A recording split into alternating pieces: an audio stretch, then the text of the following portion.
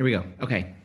So we have two shiurim in the series. I called it something like Topics in Practical Agadah, and I want to explain the topic, and then we'll dive in and do a bit of that tonight, and we'll do a little bit about that the next topic. This is from actually a series of books. This theme, this framing was from a series of books of Rabbi Yehuda Brandis, who is a really interesting scholar, teacher.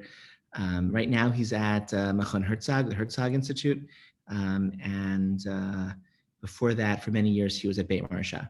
Okay, and that's where I think he originally taught this material and thought about it.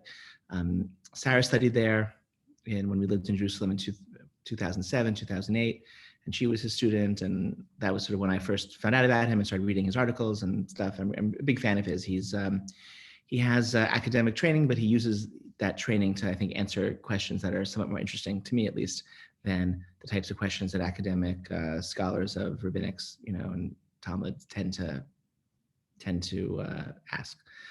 So the idea so this is the book that I've been studying. Okay, so Agadah L'Maaseh, okay, practical Agadah, which is sort of it's like a play on the phrase Halacha L'Maaseh, Halacha L'Maaseh, right? Maybe heard people say, which means like practical halacha. Halacha generally is like what we do, okay? Like it's so-called Jewish law. It's like very, it's like normative, okay? And Agadah is like the other part of rabbinic tradition, okay? The other genre of rabbinic literature is Agadic, and it's stories and its values and its philosophy and its homiletics, and that's Agadah, and it's really distinct from halacha. And we know that these are distinct genres because they're actually different. They're different books, okay, from the classic rabbinic period that are sorted. When Chazal wanted to distinguish between halacha and Agadah, they were quite capable, okay? So a classic rabbinic book of halacha would be like the halachic midrash, okay? Like Shirat Kohanim, okay, like the Sifra, right? There are midrashim, collections of rabbinic interpretation of psukim, of biblical verses that go through the legal sections of the Torah, verse by verse, and they tell us, here's what the verses mean, okay? Torah says, lo tivashal gedi b'chelev imo, don't boil a kid in its mother's milk. What does that mean? It says it 3 times. That means you're not allowed to cook, eat, or derive benefit from any dairy or meat product that has been cooked together. Okay, that's midrash halacha. Okay, there's a pasuk, there's a verse, and then it means something and tells us what to do, and that exegesis, that working through of and connecting the verse to its meaning, that's midrash halacha. And then there's collections of midrash agadah, also from the classic rabbinic period, like the Medrash Rabbah, okay, for example, or the Tanchuma, okay, these are Abraham was thrown into a furnace, and right, okay, etc. Okay, like not in the Torah, but it's there in the Midrash, okay, and they're filling in gaps in the biblical narrative, and they're teaching us what to think and feel about all the really important topics as Jews. Like it's very, very, very important. So, given these two genres, okay, which are like quite distinct and exist in separate works of the rabbinic canon, it's striking and maybe even surprising that the Babylonian Talmud mixes these genres. Okay, if you studied any Talmud, you'll know that. I guess if you studied any Talmud, you might not know this. If you studied, a little bit more, if you've studied, more than a few pages of Talmud, you'll see that the Talmud goes from halacha to agadah and back and forth. And the Talmud isn't interested in keeping halacha and agadah distinct and separate. Okay, again, which is a choice, because Chazal were quite capable of distinguishing between the two categories when they wanted to, and often they did want to. So that raises the question: why didn't they want to do that consistently? Why is it that the Babylonian Talmud, the greatest product of the classic rabbinic period, why does it mix halacha and agadah in one kind of jumble? So the thesis of this book, and it's actually, he wrote a second volume. The thesis of these books, Brandis's story, is that I'll show you. You can see more. Okay, right. And I'll put a link to the thesis is that if I can find it, Okay, the next website, Beit Marsha. Here it is. Yeah. Let's see if I can. My internet's a little slow today. There we go. Publications. Yeah, here you go. Okay. Here you can. I'll send Is it you. in English? I'm sorry. Is it in English? No. English. Sorry. No English, not yet. Yeah. Okay. The website's in English though. So, okay. The website's in English, and you can explore. So Rav Brandis' thesis is that there are certain topics which the Gemara chooses to address through Agadah rather than through Halacha. Okay. So one of those topics is like how to pray. Okay, how should one think and believe and feel emotionally, spiritually? What should one's spiritual stance ought to be? And the Talmud chooses to like answer that question not through a halachic discussion, but through an agadic discussion. So that's sort of his thesis. And so the book is a series of like his analysis, very, very, very, I think, insightful, erudite, careful readings of a series of sugiyot, series of Talmudic passages, like all in service of like sort of demonstrating his thesis that certain topics are treated by the Talmud through Agadah rather than through Halacha. What that means for us is that if you want to know how to pray, like you can look in the Shulchan Aruch and it'll tell you like when to pray and what to say, but in terms of like what to feel, okay, and how, like that, you're not going to find it there. And you'll miss something. You could study those halachot of prayer for hours and hours and days and months, and you'll be missing something. You'll know precisely what to say and when. And if you forget to say Ya'aleh V'yavo on Rosh Chodesh at Mariv, whether you repeat or don't repeat, and when you remember, right? You'll learn. There's a lot of important facts to learn. There are halachot of prayer, but the halachot of prayer don't contain everything one needs to know about how to pray. And in fact, the Talmud, when it's addressing prayer, chooses to address the topic, not just through the halachot of when and what, but also through very, very rich sugiyas, pages of agadic discourse, right, of Agadah. Okay, so that's the introduction. So let's do a little bit of that tonight, and we'll do a little bit of that next week as well. Okay, this week we'll do prayer. Next week we'll do honoring parents. Okay, which are two of like several topics which the Talmud chooses. These are halachic topics. Like they're very important halachot. These are mitzvot. And every mitzvah has halachot. Every mitzvah you have to define it and the parameters, okay, and who's obligated and when and how, right? There are halachot that need to be mapped out, but nonetheless, the Talmud treats these topics through Agadah as well, and maybe even primarily. Okay, questions, comments on what I said so far? It's a little spiel. Okay, good. Thanks for the thumbs up, Carly. All right, so I'm gonna share my little source sheet here. Okay. So this is, let me do this. Sorry.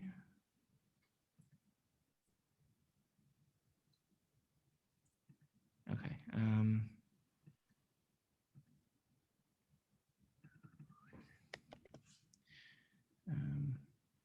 Okay. So in the chat, I have the link. If you want to follow the link, and I'll also share my screen. If that's easier for. I don't know. I feel mixed about sharing screens, but I think it's probably easier. I should go to Sephardia. If you want, so I shared my screen. If you go to the link, you have the advantage of it's live and you can click on anything and you can, but I shared my screen. So if that's easier, that's fine as well. Okay, whatever you want. So you have the link, it's yours, whatever. But this is Gemara and Brachot, okay? I'm sure some of you have seen this before, but let's try to look at it with that lens of this is the Talmud choosing to like teach a topic through the prism or through the genre of Agadah rather than through a halachic discussion. Okay, right? This is 30 pages into Masechet Brachot. Lots of halachic discussions have already taken place, right? Masechet Brachot begins. When do you say Shema at night? Okay, when do you say Shema in the morning? Who's obligated to say the Shema, to say the Amidah? Okay, lots of halachic discussion in Masechet Brachot. This is really not that. The Mishnah says, "Ein omdim litpalel ela mitoch kovid rosh." Don't begin praying other than kovid rosh. Kovid rosh, they translate here as gravity. Kovid rosh, gravity and submission. Okay, kovid, like I want you like heaviness. 2. Next part of the Mishnah. Chasidim Rishonim hayu shohin sha'achat m'palin k'dei shekavnu libam lavim sh'rashaim. The Chasidim Rishonim, the early pious ones, they used to wait an entire hour before prayer in order that their hearts should be properly inclined to their Father in heaven. Third part, afilu hamelech shoel bishlomo lo yishivenu ve'afilu nachash kruch al chevo lo yapsik. And even if a king says hello to you, don't return because you're davening, right? Too busy, don't notice him. A snake wraps itself around your ankle, don't interrupt your prayer, like nothing else matters. You shouldn't even notice a snake curling around your ankle. Okay, 3 sections here of the Mishnah. So the Mishnah can divide to 3. I wrote a note here. Okay, identifying characters in 3 distinct states. Okay, so that part. Can you, if you want to? Okay, what are the 3 parts? Okay, 3 sentences. Okay, well, they're telling, but they're really distinct, right? They all have a common theme, but they're really saying 3 different things, right?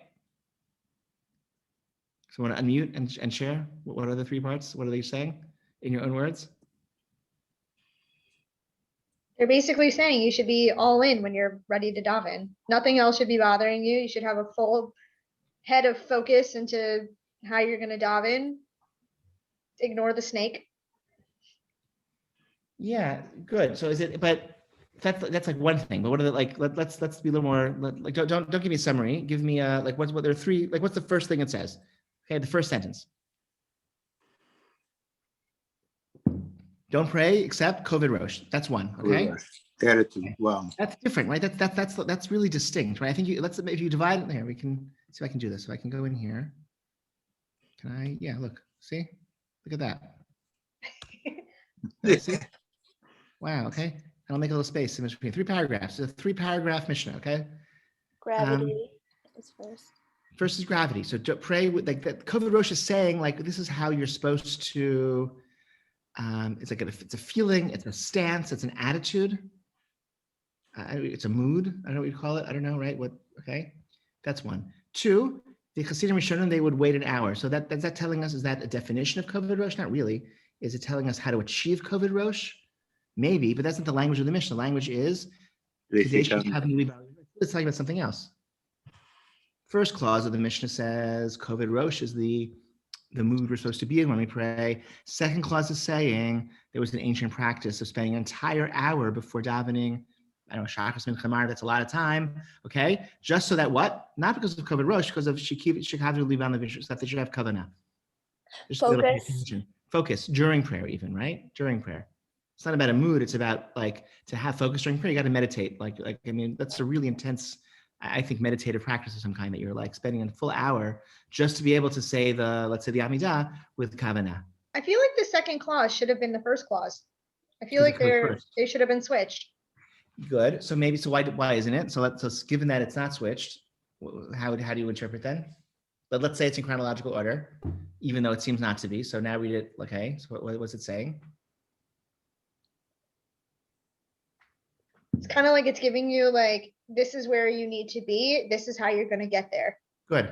Kovid Rosh is like the mood you're in to start praying. The Sha'achad is saying this is like what you're supposed to, this is the preparation necessary to achieve the proper kavanah while praying, right? The first clause is like the mood before you start. The second is, and they took an hour to get to this stage of focus while they were in the midst of prayer. And the third clause, that's like it's while you're in prayer.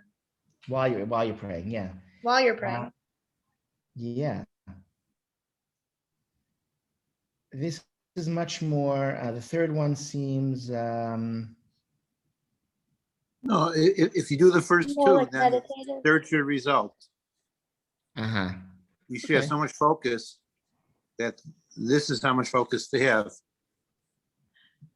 Just concentrating on Lavim Shebashamayim. Yeah. So, and they're all, I guess they're all about like creating the proper. I'm just trying to say, I want to like just before we. I think it's very easy. You see, it's one Mishnah. It's like, okay, it's like one telling us one thing. Okay, here's how you pray. Like, here's how, like, this is describing prayer. I just want to like just take a moment, like, let's break it up. The first one is saying Kovid Rosh. The second one is saying spend an hour getting ready. The third one is saying it's prohibited to interrupt your prayer. The third line also, I would just say, I'm going to say it, seems to be a bit of exaggeration, right? Probably not literal, right? Because if a king says, how you doing? And you ignore the king, like that's not a not a recommended activity, right? Like that's dangerous, okay? And the snake is wrapping itself around your ankle, that's also dangerous, okay? So like I would, if anyone asked me, like, am I allowed to, the king said hello, am I allowed to interrupt yes, you're allowed to, right? I mean, it's if anything is dangerous, you're allowed to interrupt your tefillah. Okay, actually, so it's famous. Rosh Lichtenstein wrote. It was interviewed in a magazine a few months ago. He said that on Rosh Hashanah, Who was? Rav Moshe Lichtenstein, Rav Aaron's son. He was interviewed. He said that on Rosh Hashanah, in the middle of the Shema, he saw that there were some guys in the yeshiva who had let their masks drop below their nose, and he interrupted in the middle of the Shema to say, "You got to put your masks back up," and he told them to put their masks back over their nose. And in the interview, he said, "I served in the army and in the Miluim, in the reserves for 25 years. I never interrupted my tefillah. But this was really important. I'm in the yeshiva. There's guys in the base medrash who aren't properly masked, and I have to interrupt." Okay, so like there's a health risk in allowing the kids to not be properly masked. So he felt he had to say something. So certainly, if a snake wraps it right, again, imagine it's a halachic shaila. A snake wraps itself around your ankle. Can you kick the snake away? Obviously, okay. So this is saying. It sounds like this is phrased in the language of a prohibition, but it's not like a literal prohibition, right? Because we know that pikuach nefesh is more important than avoiding a hefsek in the tefillah. Okay, a credible risk to life, like a snake wrapped around your ankle, like that's more important than avoiding any type of movement or something during tefillah. So it's saying it's an exaggerated, it's phrased as a prohibition, but really it's more of a an homage to the how heroic it is when somebody is truly engrossed in prayer. They don't notice what's going on around them. Had they been aware that the king's talking, of course you say hello to the king. Had they been aware a snake is wrapping yourself there, of course you say something, but how beautiful that they're not aware.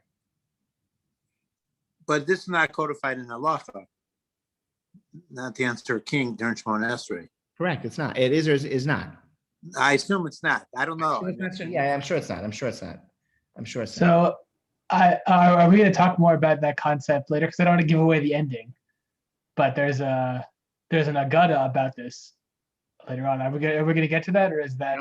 What's the agada about the king? I don't remind me. So maybe it's not a king Davka, but it's someone is praying, and it's king or some Roman official comes to greet him, and he says, and then he waits till after he's done davening. He says, "That was really stupid of you, not greeting me back." And he said, "Oh, but that's the halacha." And the Roman comes up with a whole mashal about how that doesn't make sense. That's right. Which seems to kind of I don't know. Do we suggest that somebody took it seriously? Yeah. So the question is do we poskin the halachic statement or the agada that seems to blunt most of its force later on? But what's the halacha? Is this true? I think pikuach nefesh obviously is doche whatever prohibition there is against hefsek and amidah, right? Right, obviously, right? So that's not that seems to be absent from the. So maybe this is maybe you could say, well, if the snake isn't really dangerous, so then you should let it coil itself around your ankle. But how do you know if a snake's dangerous or not? I don't know. That seems pretty. I don't recognize snake. I'd be kind of nervous. So I see it more as it's a praise. Here's maybe it's kind of it's not literally risk your life rather than interrupt your amidah. It's the joke about the brisker who was mugged on Shabbos. Yes, no. So he had no money. So the guy who mugged him was very angry. So he said he was going to kill him. So he took out his gun and sort of got ready to kill him. So the brisker made a bracha on dying on Kiddush Hashem. He said Sheket, Sheket Hashem says Al Kiddush Hashem, and the mugger was like, whoa, this is kind of freaky, and he just walked away. And the brisker was left there, having said the bracha. He couldn't. He was case that, So. Okay. So Rabbi Walkenfeld, your interpretation was the way I always learned the Mishnah, that it's a state of mind. Be so engrossed in your davening that you don't realize the king's coming to you, or there's a snake wrapped around your leg. I think that's what you said, right? Yeah, Interpreted. yeah, exactly. So I'd say this is not. So with this, I guess I would just say this is not a halach, like this is not a halachic Mishnah. Okay, the Mishnah is like our class. We tend to think the Mishnah as being like very dry and just tells us rules. But here, when it's treating the topic of prayer, the Mishnah is giving us like an exaggerated description of a very lofty achievement of focus and prayer that most people don't achieve most of the time. We're not supposed to integrate this, and you have to say, "Oh, wait a second." It says Pikuach Nefesh overrides the Torah, but maybe it doesn't override this mitzvah. Oh, why is this mitzvah different than? No, it's not like a mitzvah that overrides Pikuach Nefesh. It's just a description of like how engrossed somebody is in prayer. It's praised. It is praiseworthy. It's a great achievement. But I'd say this is the Mishnah here is drifting into like telling stories about a really effective prayer, rather than like telling us precise rules. And the middle category, the Mishnah doesn't say you must spend an hour. There's no obligation to spend an hour preparing for prayer. It's just telling. Why is it telling us this? You're supposed to learn from this story. What do you learn from the story? Learn from the story. I don't know. I learned from this that prayer is really hard. Okay, and it's not just hard for us; it was hard for them too. And if you work, and how do you deal with something really hard? You spend some effort. Okay, that's how you deal with things that are hard. So then the first part, you have to Kovid Rosh. Again, Kovid Rosh, I would just say again, like, yes, it's a halacha, right? Here's how you pray, you have Kovid Rosh, but this is a topic that can't be exhausted through like a halachic approach. You need to, like, how do you define an emotion? Like, what is, like in a halachic code? You have to have a sense of gravity at level 7 in order to pray, right? How would that work? What would that look like? How would you treat this purely halachically? I wouldn't know how to do that, right? So because it's an emotion, it's a state of mind, it's a mood. So it's describing the mood, and then you want to feel what that means. You have to go a little further. Let's go to the Gemara. Okay, Gemara is now going to have a couple of different answers of where this comes from. So where does this come from? How do we know this? How do we know referring to Kovid Rosh? Okay, you have to start praying Kovid Rosh. So the first answer is Rabbi Elazar, who says, Damakra, the Torah says, 1 Samuel, he marat nefesh. She felt bitter. Who felt bitter? Who's it referring to? 1 Samuel chapter 1. You can click the Haftarah. You can click on the link if you want, I guess, or it's Chana. What? Chana, not Pnina. Okay. A lot of our details and laws and customs and practice of prayer are learned from Chana's prayer at the beginning of the book of Samuel. She was very bitter and she prayed, and so she was bitter. We learned how to pray from Chana. That's the paradigmatic prayer in Scripture in many ways. So we model on her. And she had marat nefesh. She was very bitter. So we too should have Kovid Rosh. So the source for davening with Kovid Rosh is Chana, who was very had felt bitterness of the soul. Now, the obvious problem is that marat nefesh is not the same as Kovid Rosh. There's two different terms. They seem to be describing different things. Kovid Rosh Kovid Rosh we defined as what? Gravity, weightiness, seriousness, and marat nefesh is bitterness, which seems quite different to me. Okay. But the Gemara has a different objection. The Gemara says, you learn from here. Dilma Chana Shani. Maybe Chana was different. To have it Marira Liba too. She was just a very bitter person, right? She wanted a child and she didn't have one, and she was very, very bitter, and she's pouring out her, right? So Chana prayed that way. But like, why should we model ourselves on Chana? Like, we have, our life isn't as grim as hers, hopefully, right? So we don't feel the way she did. Like, why is she a paradigm? Even if she is a paradigm for how to pray, why is she, in terms of, you move your mouth and you recite the words, but they shouldn't be audible to anybody else. And that's, okay. We learn all these things about prayer from her, but like, why should we have to be bitter just because she was bitter? Why should that ruin our mood? Okay. So that answer is rejected. Rabbi Elazar's answer is rejected. Next answer, I'm going to Rabbi Yossi, Rabbi Chino says, from here, Psalm chapter 5. Ani berov chastecha avo beitecha ashtacha El Heichal Kodshecha b'yiratecha. Okay, from Psalms. But as for me, by your abundant loving kindness, I will enter your house at your holy temple. David HaMelech, King David is imagining going into the Beit HaMikdash, being in God's presence, and I will bow in reverence for you. So the act of, because David HaMelech did not go to the Beit HaMikdash, right? How do you know David HaMelech didn't go to the Beit HaMikdash? How do you know that he was not literally describing going to the Beit HaMikdash and bowing there? Because there wasn't one yet. Good, thank you. It wasn't built yet. Okay, so he's just imagining. It's a metaphor. It's a comparison. The experience of prayer is like the experience of being in the Beit HaMikdash. And so, just as in the Beit HaMikdash, one bows in reverence and awe, so too prayer should be reverence and awe. Again, Yiratecha is different from Koved Rosh, but that's the connection. So the Gemara then rejects this as well. You learn from here. David Shiny to have a matzar nafshe barach metuv. Okay, he was very different. Like he had a lot to daven for. Okay, he was he had a lot things to work out with God. So like maybe it's not a mile for us. I once my first year in yeshiva, there was a fellow who was just like crying copiously on the first night of slicha before that Elul, my first Elul in yeshiva, and he was crying and crying, and it was like so moving. Like really like just to be like eerie, to be like with an adult who's just tears pouring down his face during slichot.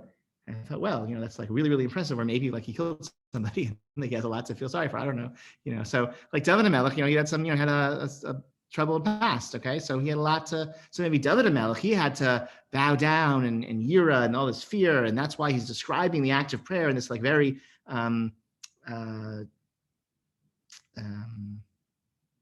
extraordinary degree of submission.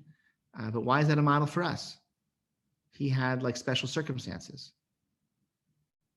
Ella Amar Rabbi Yehoshua ben Levi. Yehoshua says no, it's from here. It's from also a different place in Psalms. Hishtachlu Hashem b'hadrat kodesh. Worship God, bow down to God, b'hadrat kodesh, in the beauty of holiness. Hadrat kodesh.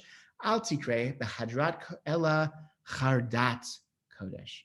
Okay, so hadar means splendor, beauty. Okay, it's something really nice and aesthetically pleasing. It's lovely. And charada means trembling.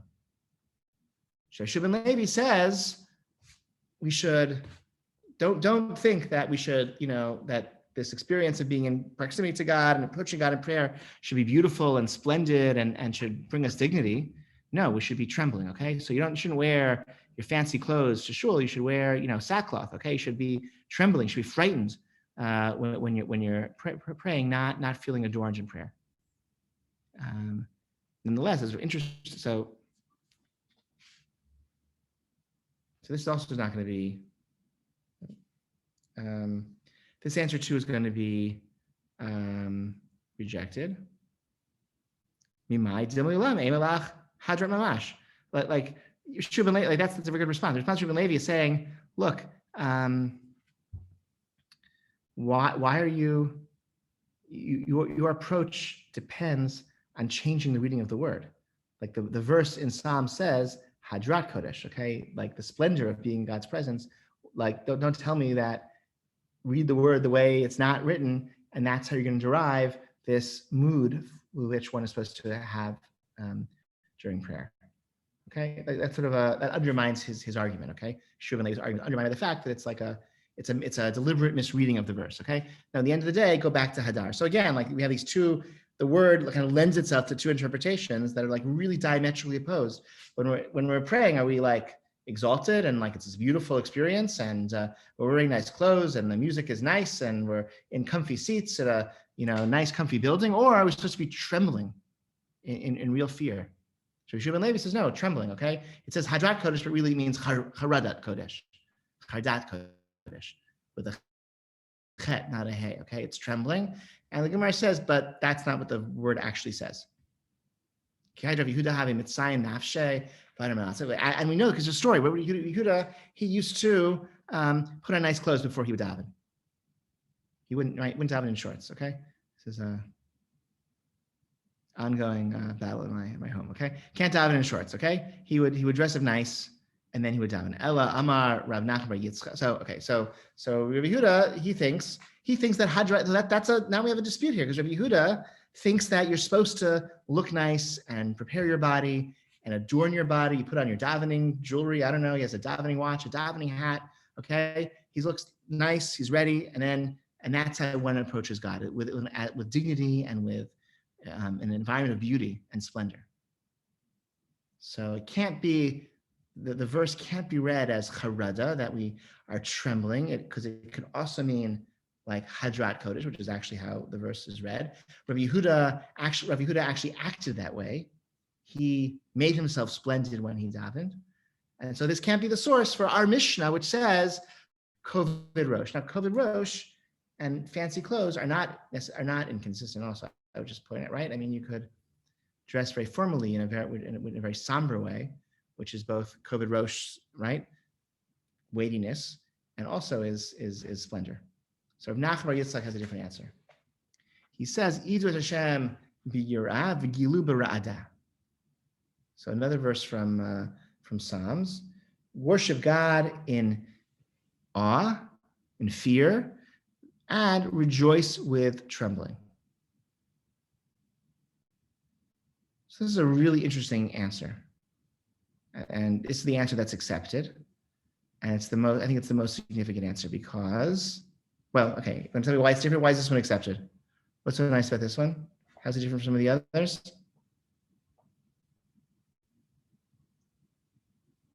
Not a true question. I don't know, but I Because it talks about rejoicing as well, not just. Exactly. Precisely, right? Rav Nachman Bar Yitzchak's answer is it's a very interesting, it's a much more interesting stance with which to pray. It's not fear and trembling. It's not bowing down because you feel so guilty because you killed somebody, right? It's not, oh, my life is so bitter, I want a child like Hannah, right? It's no, I'm serving God with fear, and I'm rejoicing with how you rejoice by trembling. Those are like Gila and Ra'adah. Like those are normally contradictory feelings and emotions, incompatible emotions. But here, it's all in one pasuk, and this is what Kovid Rosh means. Kovid Rosh in our Mishnah, according to Nachman Bar Yitzchak, is this hybrid mood that somehow is manages to combine this paradoxical mix of Gila and Ra'adah, of joy, rejoicing, and trembling. Have you ever experienced this that you can share? I mean, the first thing that comes to mind with rejoicing and trembling, and forgive me, but like when I'm thinking, when things are really, really good, you're like, nothing can hurt me. Everything is amazing. I'm going to go have a few schnapps and celebrate within my rejoicing. And I feel like needing to remember that, like, no, you should still be careful. You should still keep your feet planted, still tremble, still realize that, you're not invincible. I'm happy that things are great, but you still have to stay grounded. Good. So it's less about a mixed emotion. It's more for you. You're saying it's more about a tempered emotion. Yes. Okay. Anyone else? Sarah, you look pensive. Do you want to share what you're thinking? You don't have to, but if you. Yeah, like for me, it's more like sort of finding like a higher plane. Kind of, it's hard to explain, but it feels like kind of being half on earth and half not, Beautiful. And there's like love, like intense love behind it, and just awe also. Very nice. Yeah, you have if you you think of like Hegel, right? Like at least like the popularized version of Hegel.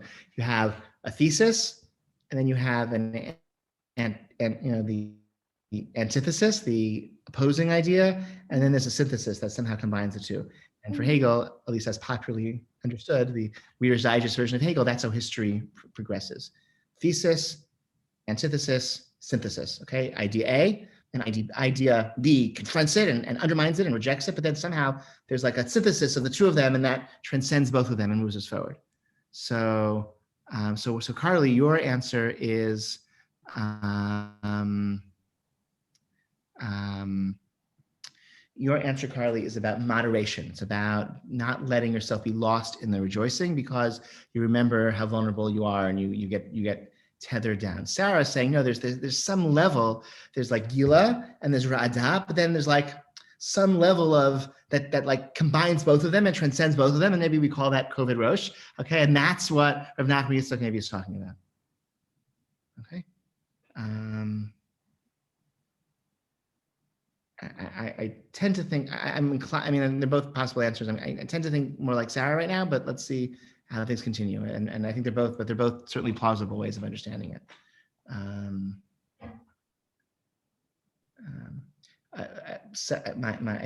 More than one of my children has made the mistake of thinking, Yonatan especially though. Sophie too. I think in different ways, but the word warm they think means.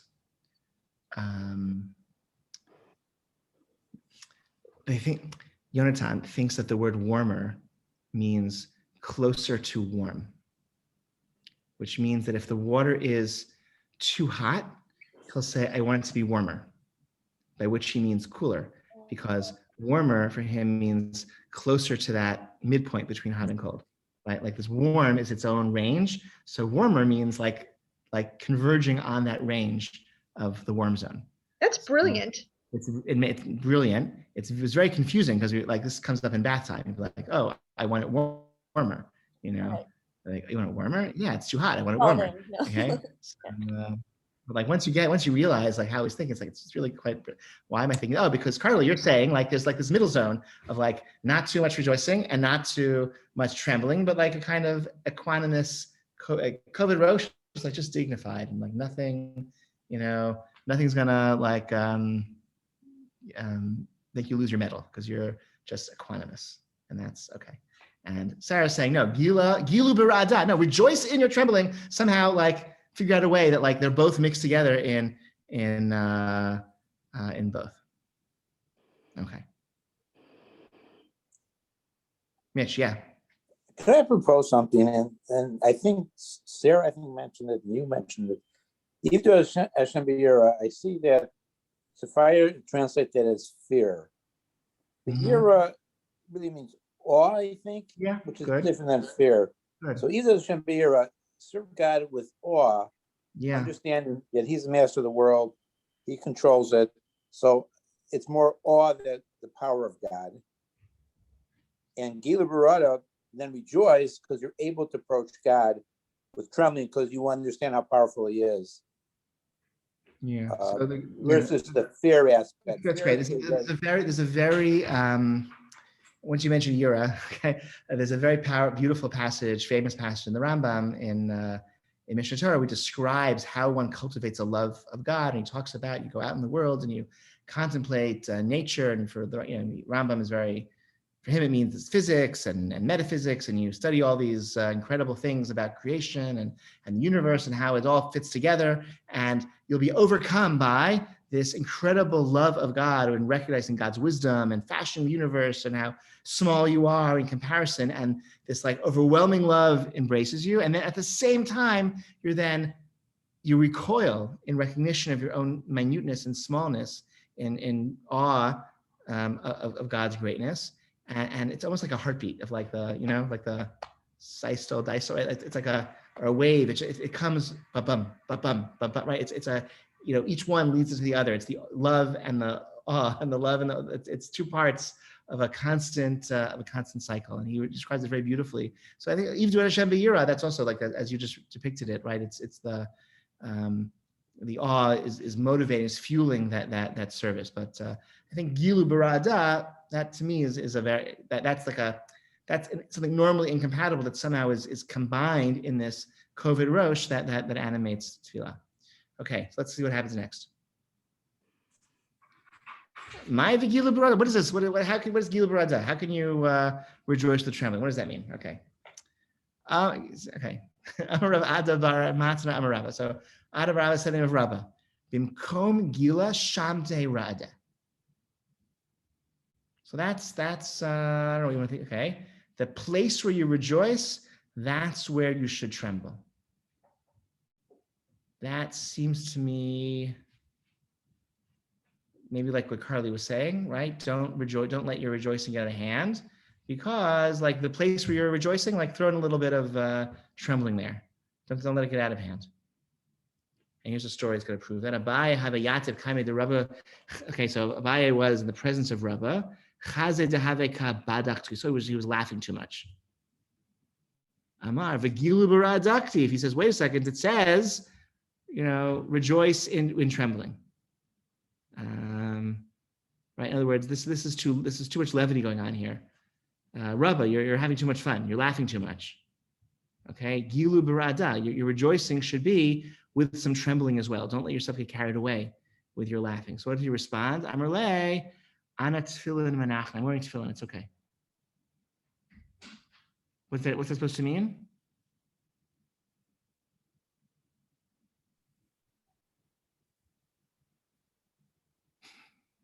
I don't know, but I have a question.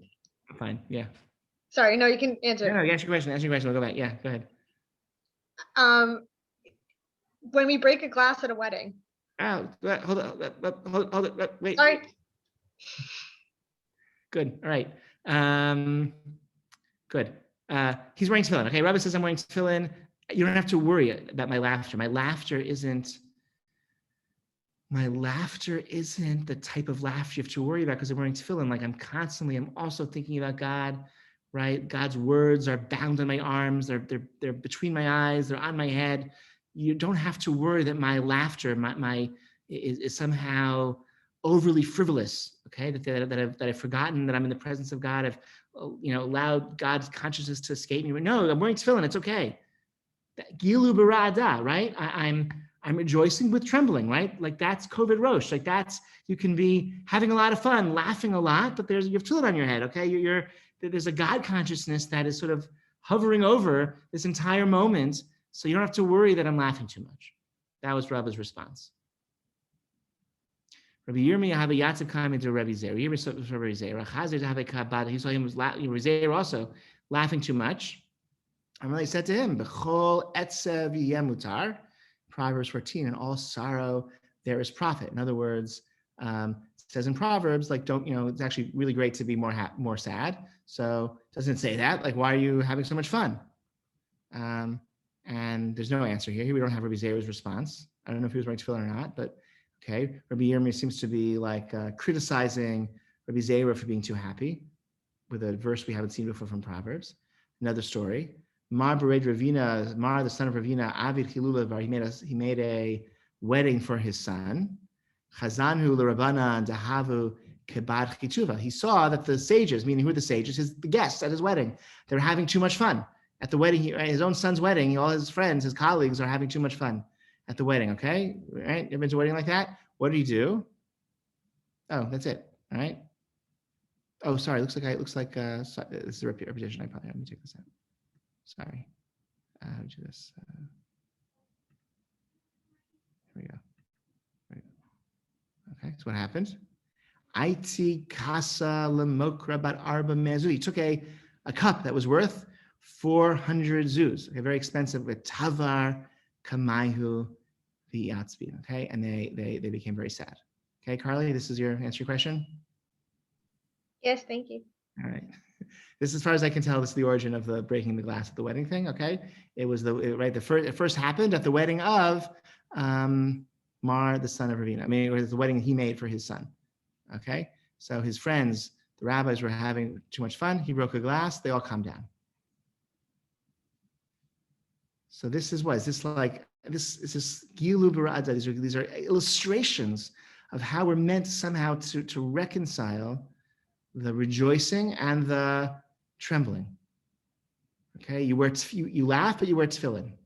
You're rejoicing at the wedding, but you smash a glass and people calm down a little bit. Rav Ashi Avid, another story. Rav Ashi Avid Hilula Libari. Rav Ashi made a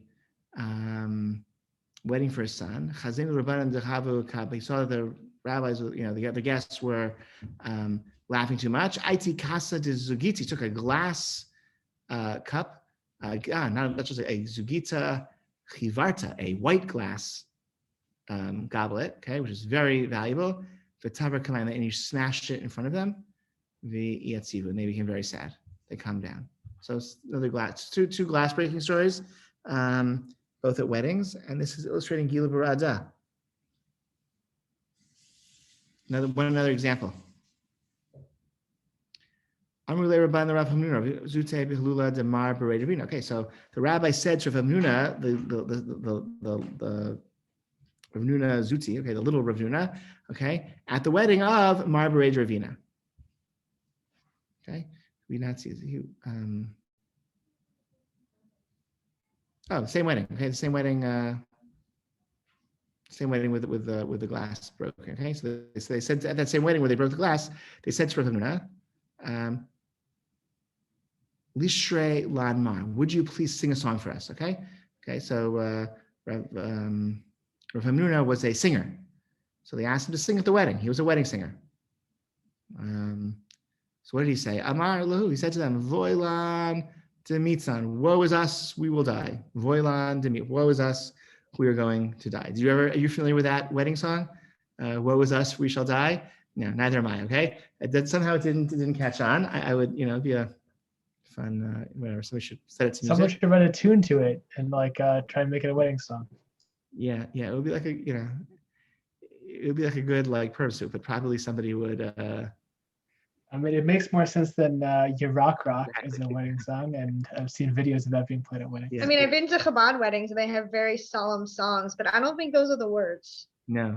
All right, like the Chabad wedding nigun, what they sing at the chuppah, yeah. Yeah. So I don't know, you could try. Anyway, so he's just calming everyone down. Amri Leis. They said, So they said, what's the chorus? Okay, what's our part? Okay, songs back then, I guess it was like two parts. Like the singer sings a line and everyone responds. So they said, okay, what should we respond? What's the chorus? What's the refrain? Amrlu, he said to them, hey Torah, hey mitzvah, alan. Where's the Torah? Where's the mitzvah that could protect us? Okay, it's a very, very serious song. Okay, this is quite a serious song. It really is, I would say. So, what does that have to do with davening?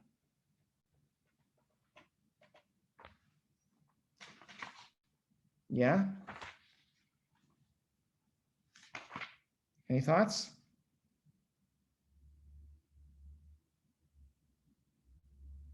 Can you repeat the question, please? Why are these stories here? Why is the Gemara giving us these stories when we're trying to learn about how to pray? I think it's equating praying with joyous occasion. Anyone else? Are talking about striking a balance, I think, still.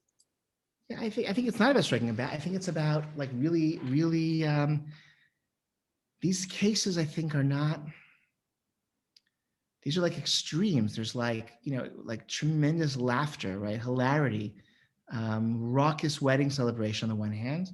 And on the other side, there are really depressing songs and shattered glasses, right? It's very gila barada, right? It's rejoicing and trembling, really extreme emotions. And sometimes those extreme emotions and opposite emotions. And that's how we're supposed to, that's somehow the COVID Rosh.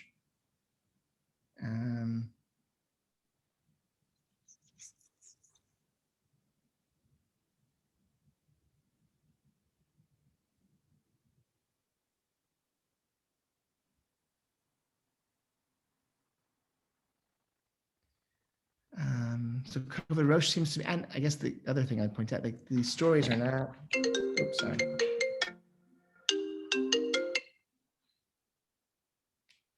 I'll call it back later.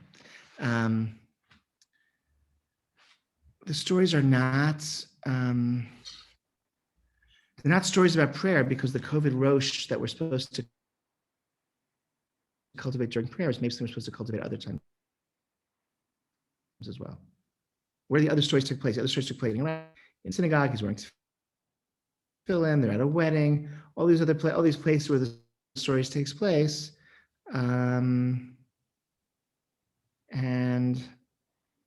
somehow we're supposed to have control, our emotion, the COVID Rosh is appropriate for those places too. All right, so we have time to a little further, let's do a little more, okay? Sorry. let's do, all right. Let's go. Let's finish the hour, okay? We'll go to 9:15, then we'll pause, okay? See how far we get. Rabbi Yochanan, the Gemara continues. Mishum Rabbi Shimon ben Yochanan says name Rabbi Shimon ben Yochai. Asur ladam shimalei schok piu v'lav hazeh. You're not allowed to let your mouth be filled with laughter in this world. Shemar az yamalei schok piu v'lashunim. Is that familiar? Someone say it right. Then will our mouths fill with laughter and our lips with songs. Amatai, when should we be able to be like fully joyful? When all the nations say, "Wow, God is in greatly with us," then we're allowed to let our mouths fill with laughter. When once Reish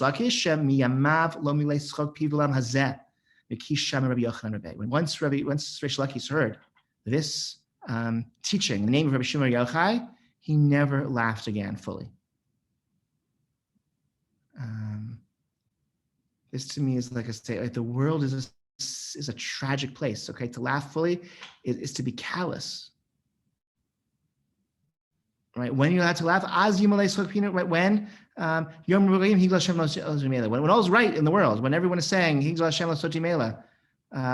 done greatly with his people, right? When everything's right in the world, then you can laugh wholeheartedly. Until then, it's callous to laugh wholeheartedly because you're kind of denying the suffering that's in the world.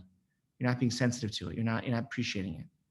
Reish Lakish famously was a highwayman. He was a bandit, right? He encountered Rabbi Yochanan. Rabbi Yochanan encouraged him to adopt life of Torah. So that meant he gave up his ways of the easy life of being a highwayman, which included a lot of laughter. So he didn't laugh anymore. At least not fully. Gemara continues. Here's a brighter. Okay. So thus far, everything until now has just been trying to understand the Mishnah, which says pray with Koved Rosh. And now we're going to have a Breita, meaning a also authentic source that's not in the Mishnah, but from the same time period as the Mishnah, which tells us something different. Breita says, lo mitoch din, lo mitoch dvar halacha, el mitoch halacha psuka. So this is not talking about a mood. This is talking about the activities that can create a mood that's appropriate for prayer. And what is that? What are the activities that create an environment appropriate for prayer?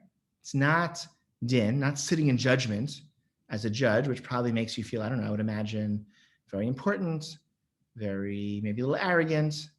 You're a big shot judge, you're on the Beit Din, you're sitting on a high chair, and people come to you, they bring their cases, right? You're not involved in some sort of halachic adjudication, which also is very creative, and you're this like heroic halacha scholar who's solving people's problems with your, wisdom, and you're right. Halacha psuka is fixed, settled halacha, about which there's no longer any debate. It's kind of boring. It's just do this, don't do that, okay? It inculcates a feeling of submission, right? This is just what I got to do because this is halacha psuka. This is settled law. This is how Jews act. So it's not kind of like distract you with all sorts of creative intellectual pursuits. It's not going to give you the arrogance of being, a judge sitting on a court. It's going to inculcate submission and just sort of you're learning it and you're submitting to the tradition that you accept without the need for, again, much intellectual creativity or the arrogance that comes from some other roles.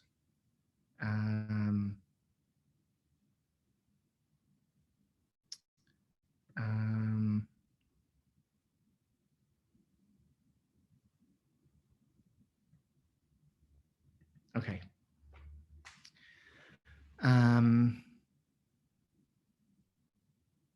So then I think maybe we'll pause here because the Gemara then goes and gives some examples of halacha psuka. He gives 3 examples, which is really interesting. Sort of like what are the 3 examples of like things that are like settled law. So we'll skip those examples and go.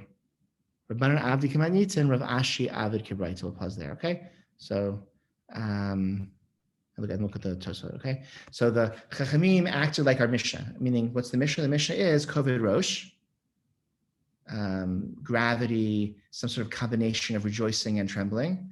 Rav Ashi acted like the Breita. Okay. He acted like the Breita, meaning he would make sure to like engage in settled halakha before prayer. Okay, here's a Tosfot. This is not my translation, but I found it quickly, so I just adopted it. Okay, Rabbanan Abdi Kamaditin, Kavatayu Kamashalano, Lechen Ein Pali Mitok Kalut Rosh, Uschok El Mitok Kovid Rosh, V'Simcha Shel Mitzvah. Very nice.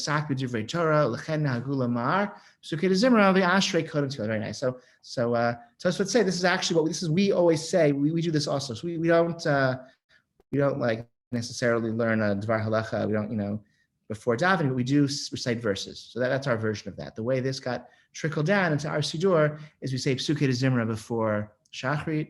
We say Ashrei before Mincha. Okay, so there's some recitation of verses before we begin to pray. That's the equivalent of the hour of delay. That's the equivalent of this is what inculcates the Kovid Rosh. Okay, that sense of gravity. We okay, and that's sort of how we do it. But again, I'd say this can't be taught like just in my. I think the thesis we've been exploring is that these things can't be taught in the form of a basic code. They could only be taught in the form of stories and these kind of agadic, sort of journeys through the life of the spirit.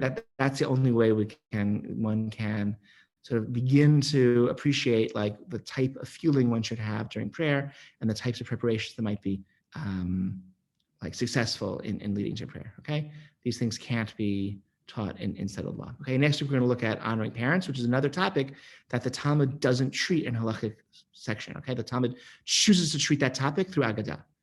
Okay, again, you could formulate everything in halachic language if you're detailed. If you want to try, you could formulate things in halachic language.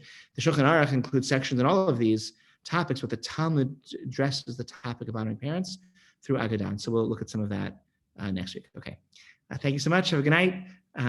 Get some sleep, and thank you again. Thanks again. Thank you. Thank you.